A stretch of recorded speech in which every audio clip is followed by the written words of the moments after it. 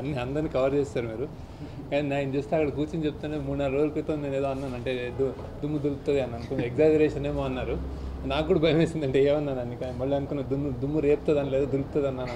నాకు నేను కన్విన్స్ చేసుకున్నాను. కానీ ఆ భయం ఎప్పుడు ఉంటుంది. కానీ నిజంగానే అలానే జరుగుతున్నందుకు చాలా థ్యాంక్స్. అండ్ దెన్ నేను రాజు గారికి కూడా చెప్పాను, నా ఇంట్రెస్ట్ ఎక్కడో వేరేగా ఉంటుంది కొంచెం. అంటే ఈ బ్లాక్ బస్టర్ హిట్ అవన్నీ నేను కవర్ చేస్తాను, షుగర్ కోట్ చేసి రొమాన్స్ చేసి మ్యూజికల్ చేసి చేస్తాను. కానీ నా ఇంటెన్షన్ ఈ సినిమా ఎత్తుకోవడంలో ఒక అమ్మాయి రెక్కల గురం వచ్చే ఆ line is the line of this film బేసికల్. అంటే ఎప్పుడు కోర్టులోంచి అమ్మాయిని తీసుకెళ్తాడు కానీ కోర్టులోనే ఉండిపోడు కదా అనేది, అది నాకు కొంచెం అంటే ఒక బిగినింగ్, అంటే ఒక చిన్న స్టేట్మెంట్ అనమాట. సో అది నాకు చాలా సంతృప్తినిచ్చింది. అలానే ఈసారి తెలంగాణ నేపథ్యం ఎంచుకోవడం చాలా ప్రైడ్ ఇస్తుంది అనమాట. బేసిక్గా అంటే నా టీంలో ఒక అమ్మాయి వేసిన క్వశ్చన్, బేసిక్గా ఎప్పుడు చూస్తుంటావు నువ్వు ఇలాంటి ఈ మధ్యతరగతి కుటుంబంలో మామూలు లవ్ స్టోరీలో కమర్షియల్గా ఆవిష్కరించిన సినిమాల్లో తెలంగాణ నేపథ్యం ఎప్పుడు చూసుంటాం అన్న క్వశ్చన్కి ఆన్సర్ ఇదన్నమాట. సో ఆ క్వశ్చన్ వల్లనే ఇది జరిగింది.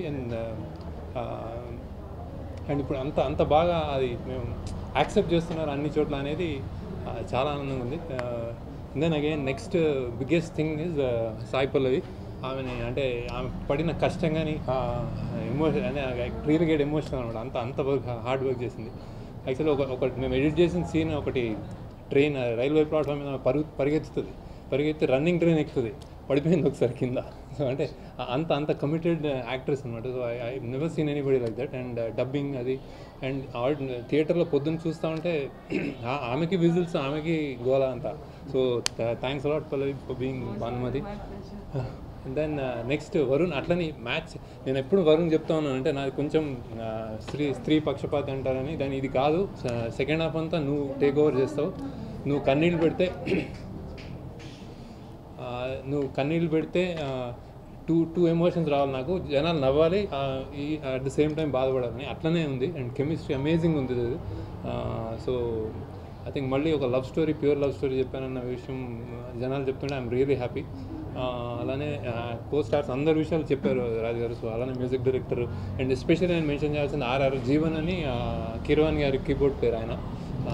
So he's done a fantastic job RR. నేను చాలా చోట్ల ఆయనకు చాలా దగ్గరగా వర్క్ చేసి చేయించుకున్నాం. So thanks to him also. అదొకటి మిస్ అయ్యాను పేరు.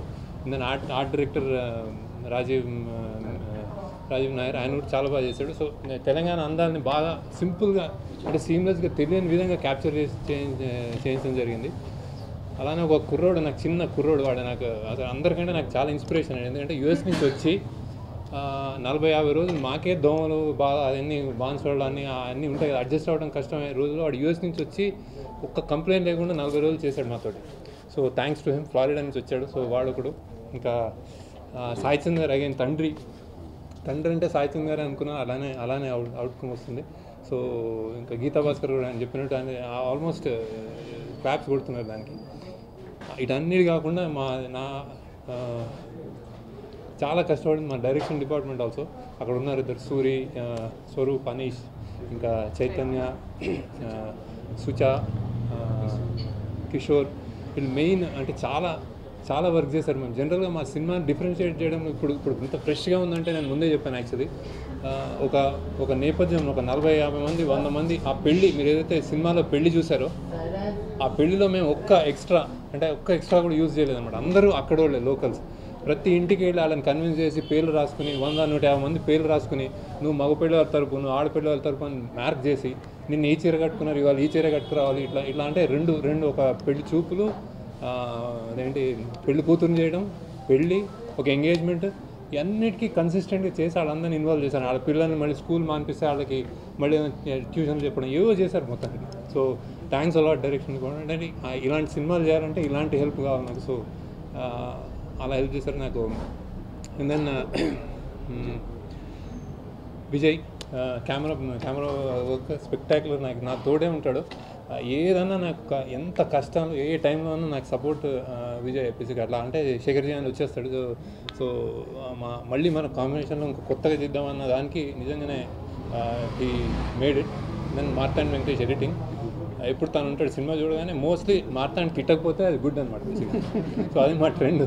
సో ఏకేస్తూ ఉంటాడు, ఇది బాగాలేదు ఇది బాగాలేదు. ఎంత క్రిటిసిజం అంటే ఇంకా అసలు విసుగు వచ్చే అంత క్రిటిసిజం వస్తుంది. సో అందులోంచే పర్ఫెక్షన్ వస్తుంది అనమాట. సో దీన్ని కూడా అలానే చేశాడు, ఏంటి సార్ ఏంటి సార్ ఏంటి సార్ ఏంటి సార్ అని.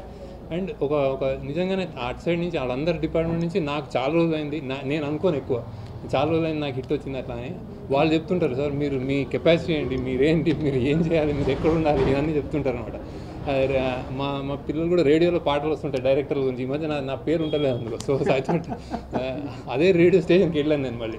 ఫిదా తర్వాత మీరు ఆ పాట మార్చుకుంటారని చెప్పాను అనమాట. సో అంటే ఇది అంటే లైటర్ వేన్ కానీ నాకు పెద్ద ఇది కాదు, కానీ ఎక్కడో మారుమూల కూర్చొని మేము సంవత్సరాలు కష్టపడి ఏదో ఒక సినిమా తీస్తాం. అది ఒక ఫర్ పాజిటివ్ థింగ్ అనమాట. బ్యూటిఫుల్గా మీకు ఒక ఎక్స్పీరియన్స్ ఇవ్వాలని. సో అది అచీవ్ చేశారు. దానికి కంప్లీట్ దిల్ రాజు గారి సపోర్ట్ కంప్లీట్గా ఉండింది సినిమాకి. ఎక్కడ తగ్గకుండా ఏది కావాలంటే అది, అంటే మీకు పాటకు మళ్ళీ చేయాలంటే ఇచ్చారు అలా. సో థ్యాంక్స్ రాజు గారు. మనం ఐ థింక్ అది లేకుండా చక్కగా సినిమాకి వెళ్ళి చూడండి, ఎందుకంటే అలాంటి చాలా ఇంపార్టెంట్ మాకు. మేము అంటే ఇట్లాంటి సినిమాలు తీయాలంటే మాకు కలెక్షన్స్ అవి కనిపించాలి బేసిక్ బాగా. ఇప్పుడు రాజు గారు ఇలా అన్నారు, రేపు పొద్దున్న ఇంత నెంబర్స్ వచ్చినాయంటేనే మా అలాంటి రోజులు మళ్ళీ తీయగలుగుతారు. బడ్జెట్ ఉంటుంది, తీయగలుగుతాం మళ్ళీ. So please don't watch piracy. మేమేం అదే యూఎస్లో కూడా హయ్యర్ ప్రైస్ ఏం పెట్టలేదు యాక్చువల్లీ, లైక్ రీజనబుల్గా పెట్టాము యాక్చువల్లీ. సో యూఎస్లో anyway thanks to US people. అంటే పొద్దున్న ఫస్ట్ ఫోన్ కాల్ అక్కడి నుంచి వచ్చింది. ఎనీవే ఇది యూఎస్లో తీసాం కాబట్టి అదే అనుకున్నాను. I expected that kind of reaction in US. So overall అంటే అందరూ ఏదో కొంతమంది ఐఎమ్ బ్యాక్ అంటున్నారు. నేను ఎప్పుడు ఎక్కడికి పోను, నాకు తోచినప్పుడు రాస్తాను. అది రాసినప్పుడు అయితే పర్ఫెక్ట్గా దాన్ని జస్టిఫై చేస్తాను. And I do definitely great, అంటే మంచి ఫిల్మ్ తీయాలని ప్రయత్నం ఉంటుంది, అలానే చేస్తాను. So thanks allot audience. So తొందరగానే మళ్ళీ ఏదైనా చేస్తాను. సో బట్ దిస్ మీరు ఇంకా పెద్ద నెంబర్స్ ఇవ్వండి మాకు ప్లీజ్. You want numbers.